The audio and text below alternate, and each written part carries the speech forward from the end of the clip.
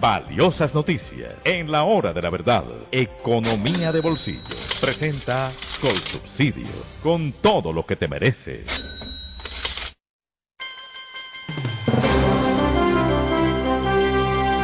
Doctor Álvaro Cámara, muy buenos días. Buenos días, doctor Fernando.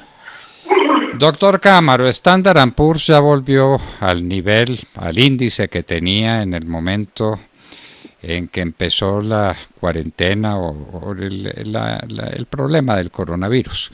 No sé si lo estén refiriendo al cierre de las operaciones económicas, al cierre del país, o si están refiriendo a los primeros brotes de coronavirus en los Estados Unidos. Lo cierto es que es comienzos de marzo y ya el Standard & Poor's recobró ese nivel. También les hemos dicho que el CSI 300 de China está en los 4.000 puntos, que era nuestro punto de referencia cuando empezó la caída también por el coronavirus. ¿Esto qué significa, doctor Cámara, y qué impacto tiene sobre la economía mundial? El hecho de que se recuperen así las bolsas de valores de Estados Unidos y de China. También se han recuperado bastante las bolsas europeas en total, en su conjunto, pero sobre todo lo de Estados Unidos y China queremos destacarlo. ¿Qué opina usted? Pues, doctor Fernando, regularmente los mercados financieros tienen la particularidad de sobrereaccionar a las noticias y a los acontecimientos económicos, usualmente porque son mercados movidos por muchas veces intuición, sentimiento o mímesis, en cuanto a que los inversionistas tienden a amplificar ciertas reacciones sobre coyuntura económica.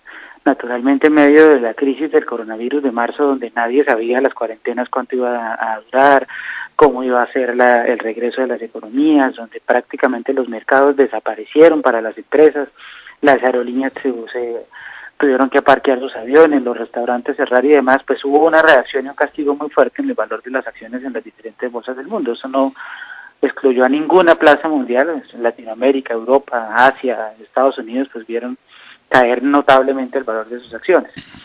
Sin embargo, doctor Fernando, a medida que pasa el tiempo y se empieza a ver que las economías están volviendo poco a poco, que la tasa de crecimiento de los contagios nuevos en los Estados Unidos, con todo y la reserva que nos genera mucho la manera como se manejó la pandemia allí, etcétera, empieza a mostrar recuperación económica, unido pues a que sacaron como dicen coloquialmente los mercados, sacaron la bazuca monetaria y la bazuca fiscal para tratar de no dejar ahogar la economía, pues eso ha empezado a devolver algo de la confianza y si lo ponemos en términos de las bolsas, mucho de la confianza. El Standard & Poor's ya logró subir un 45% y está a 100 puntos básicamente de lograr los niveles que tenía en los máximos de febrero antes de la caída. Ayer veíamos el Nasdaq en máximos de 10.000 puntos, un nivel nunca antes visto porque las acciones de las tecnológicas han subido locamente. Entre esas la acción de Amazon, que fue el gran ganador de todo este tema de la pandemia porque cautivó y capturó todo el mercado que dejó de ser presencial.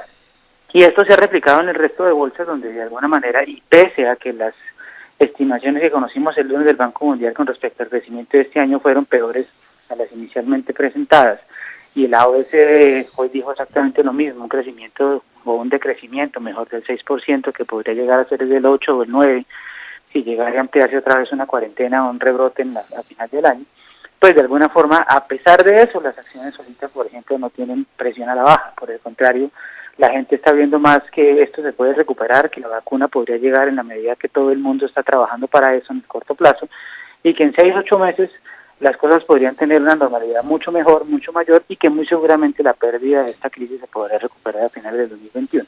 Y los precios de las acciones empiezan a anticipar eso de alguna manera y lo estamos viendo pues en las recuperaciones. ¿Cuál es el efecto inmediato? Un efecto riqueza, naturalmente. Quienes aguantaron el chaparrón de la caída hoy día están viendo recuperar su patrimonio.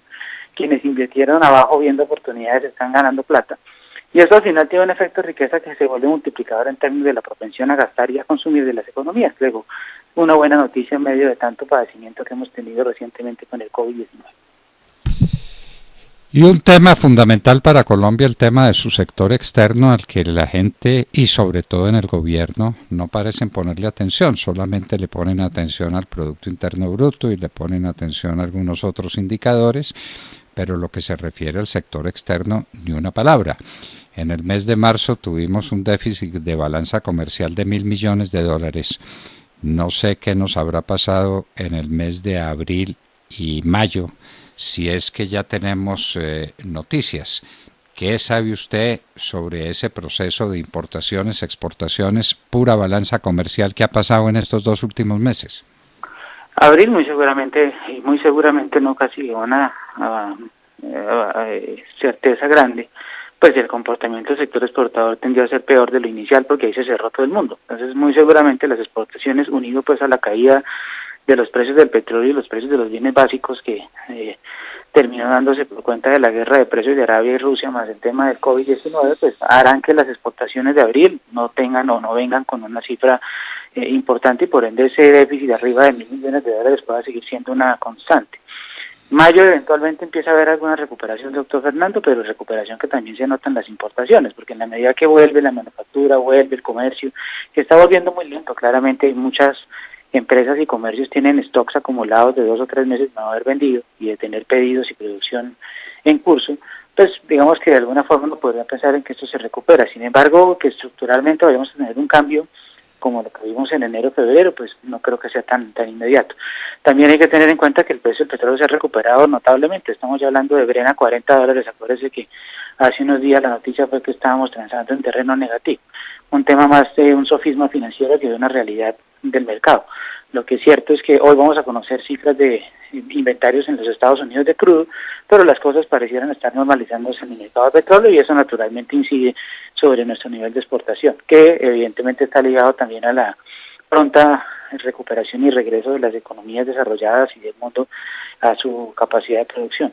Pero las cosas, digamos que en mayo deberían empezar a mejorar y para junio deberían tener un mejor panorama en materia externa. Sin embargo, insuficiente todavía para borrar el déficit de balanza comercial, que es un fenómeno que venimos arrastrando y que complica de alguna manera el déficit de cuenta corriente, que es uno de los grandes temas macroeconómicos que tiene Colombia, al cual se une naturalmente el tema fiscal, ¿no? Que Colombia se ha gastado 30 billones de pesos por cuenta de esta pandemia que van contra el endeudamiento, contra el crecimiento de la deuda como proporción del PIB, y luego estamos en un país que tiene los famosos déficits gemelos en niveles no despreciables y es una de nuestras grandes debilidades como economía. Sí, doctor Cámaro, en esa materia hay muchas cosas que preocupan porque la situación es supremamente delicada. Preocupa el déficit de la balanza comercial, preocupa el déficit en cuenta corriente, pero se caen también las importaciones al mismo tiempo que se caen las exportaciones. ¿Usted ha podido comprobar o ha dicho alguna cosa el DANE de la referencia o de la proporción en que se caigan las importaciones con respecto a las exportaciones? ¿Qué se está cayendo más para saber si vamos a tener un déficit en cuenta corriente todavía con una situación más negativa? ¿Y qué significa para todo esto el último indicador de la confianza del consumidor, que está en -34? Porque en últimas esto es apetencia por las cosas importadas y por las cosas que se producen aquí. ¿Cómo ve usted esos temas? La velocidad de caída de las importaciones es sustancialmente menor a la de las exportaciones. Eso es clarísimo y lo hemos visto inclusive en los primeros meses del año, donde todavía la catástrofe de abril en la parálisis absoluta de la economía pues no estaba. Y si bien es cierto pues que han mermado un poco su crecimiento las importaciones, no logran hacerlo al ritmo al cual caen las exportaciones. Y eso pasa naturalmente porque no solamente exportamos menos cantidades de bienes básicos, que son la gran mayoría de nuestras ventas al exterior, sino porque el precio al cual se compra eso en el exterior pues es mucho menor. Acuérdense que abril fue cuando tuvimos la gran sorpresa y el gran sofisma financiero de haber transado negativos futuros para cumplimiento unos días adelante. Entonces, claramente esto no va a permitir que el déficit de balanza comercial se vaya a recuperar. Sí va a pasar que de pronto el hueco no se amplía tanto, es decir, se mantiene alrededor de 800 mil millones de dólares por mes, y no nos vamos mucho más arriba, pero la tasa de caída es mucho menor en las importaciones que en las exportaciones. En la medida que se recupere la manufactura y que se empiece a recuperar en general la economía, es muy probable que esas importaciones de manufactura que mostraron caídas importantes en el mes de marzo para el déficit que usted anota, pues también tengan algún tipo de renacimiento.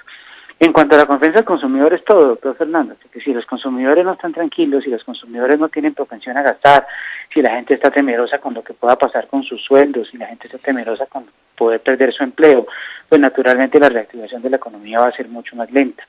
Aquí es claro que el gobierno ha hecho un esfuerzo con los subsidios que ha dado para la nómina, esto cuesta plata, sin duda alguna, pero de alguna manera también le ayuda un poco a los empresarios a tratar de sopesar esta última etapa antes de la apertura total que esperemos se dé ahorita ya junio 15, por lo menos en los sectores de comercio, manufactura y construcción y algo de servicios, y de alguna manera comprar tiempo para que no se destruya más demanda agregada. Pero eso es el indicador clave. Las ventas para quienes han abierto ahorita a nivel de los centros comerciales, las pruebas piloto, etcétera, no están sólidas. Las ventas por los canales digitales siguen estando mucho mejor que las presenciales. Naturalmente la gente todavía tiene susto de ir a los centros comerciales y esto será un proceso paulatino. Sin embargo, también he oído mucho, doctor Fernando, que los latinos somos gente de contacto y olvidamos muy rápido, y ese va a ser básicamente el reto, y entender si con los protocolos implementados a nivel de centros comerciales vamos a volver a consumir de manera presencial o si definitivamente vamos a seguir prefiriendo comprar por plataformas digitales. Pero la confianza va a ser todo para la recuperación del consumo y para que la economía vuelva a renacer antes de fin de año. Bueno, de manera que mientras el índice de confianza del consumidor sigue en este terreno negativo tan acentuado, no es el récord, pero sí está vecino del récord, menos 34%. Es indicativo exactamente de lo que usted está diciendo. La gente está dejando de consumir y los que consumen prefieren el consumo a distancia, el consumo por vía electrónico, y por ahora no quieren saber nada de presencia masiva en los centros comerciales, o quieren saber muy poco. De todas maneras, este es una gran incógnita que vamos a despejar en los próximos días. Doctor Álvaro Cámaro, muchísimas gracias. A usted, mi amor. Álvaro Cámaro, nuestro excepcional comentarista en temas económicos de estos días miércoles, estaba con nosotros en La Hora de la Verdad.